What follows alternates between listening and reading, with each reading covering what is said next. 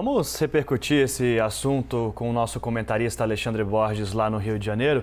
Alexandre, vou pegar esse carisma que Ciro Gomes fala, que na campanha dele até virou o marketing de João Santana como rebeldia, né, que está sendo bastante explorado como um trunfo dele, e usando também o que disse o cientista político na reportagem do Matias Brotero, de que Ciro polarizar com Sérgio Moro só aumenta a polarização entre Lula e Bolsonaro. Você concorda?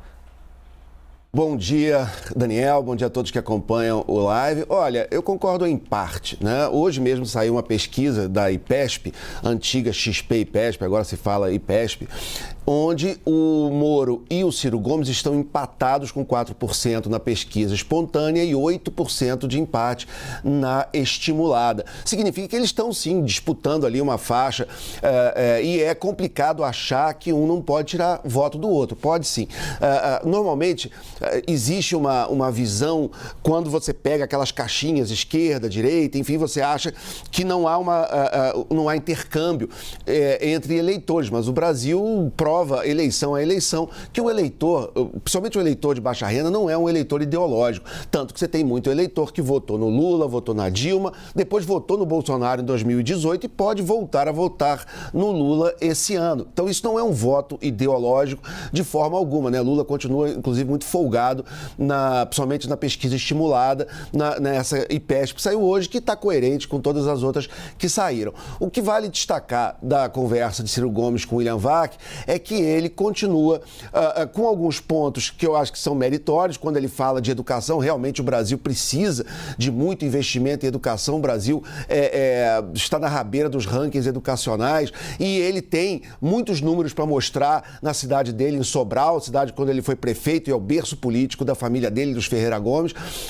Então, quando ele fala de educação, ele fala com muita propriedade. Quando ele fala de economia, aí já entra num discurso muito ideológico. Primeiro, porque quando você mesmo lembrou, né, o slogan dele falando de rebeldia, mas é rebeldia da esperança, que tem a ver com o livro dele, O Dever da Esperança, que lembra o apelido do Luiz Carlos Prestes, que era o Cavaleiro da Esperança, né? Quer dizer, se você for olhar muito do discurso de Ciro Gomes, lembra em parte Luiz Carlos Prestes e lembra em parte Leonel Brizola, que faria 100 anos na semana passada, e ele inclusive prestou todas as homenagens, e ele está no PDT, que é o partido fundado por Leonel Brizola. Além disso, quando você lê o que ele escreve, o que ele fala e as propostas, tem muito do varguismo, que era a bandeira de defesa, era o trabalhismo, que era muito defendido pelo Leonel Brizola, e essa visão onde o Estado é indutor da economia. Eu acho que ele tem todo o direito de defender as ideias dele, sem dúvida nenhuma,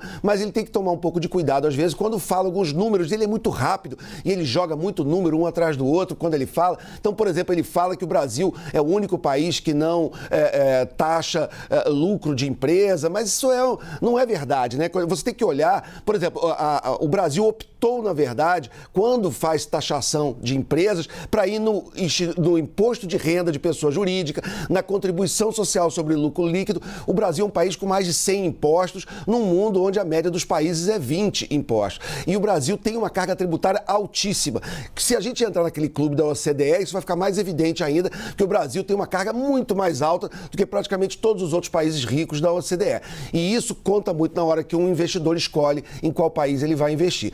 Então, há problemas quando ele fala de economia, porque ele tem ainda defende uma visão que lembra muito Celso Furtado, anos 40, anos 50, e ele acerta quando ele mira em educação e quando ele denuncia muitos dos crimes que foram encontrados pela Lava Jato em governos anteriores petistas.